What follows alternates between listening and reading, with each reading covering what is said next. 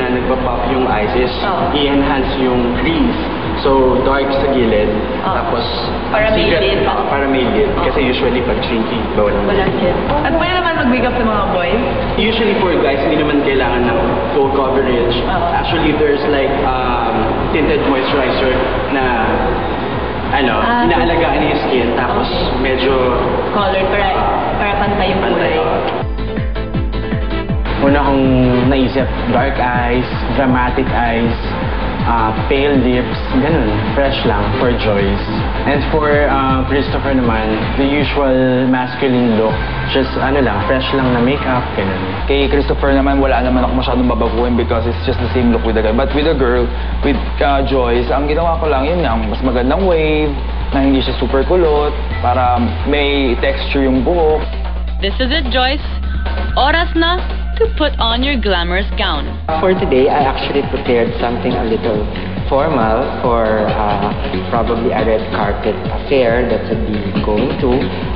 But since I know you're kind of petite, I'm using crop blouses.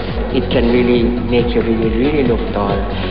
And then, instead of giving you a really full long skirt, I'm doing what is so uso now, which is the mullet skirt, the short front and long back, so that a little of your legs will show. And then, of course, to top it on, killer heels, to really up the height. Ano bang bagay para sa mga petite girls like Joyce? Actually, let us refrain talaga from doing stark contrast, so that your bodies are cut into two halves. So siguro refrain lang from really doing contrast and medyo very loose to the body, so that it gives you the illusion of leanness. So, siyempre, pag glamorous for designers, ang ibig sabihin yun, high fashion, medyo hype on accessories, tapos yung outfits nila, medyo glitter and color, and medyo volume ba, para from afar, it could really look fabulous.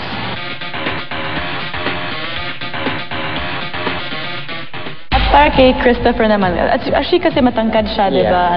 Nice body. Ano ba ang bagay sa kanya? I'm making out of the regular na medyo longer length yung coat niya, but the entire silhouette is still lean so that it sticks to his body, so it shows his build and adds talagang more height.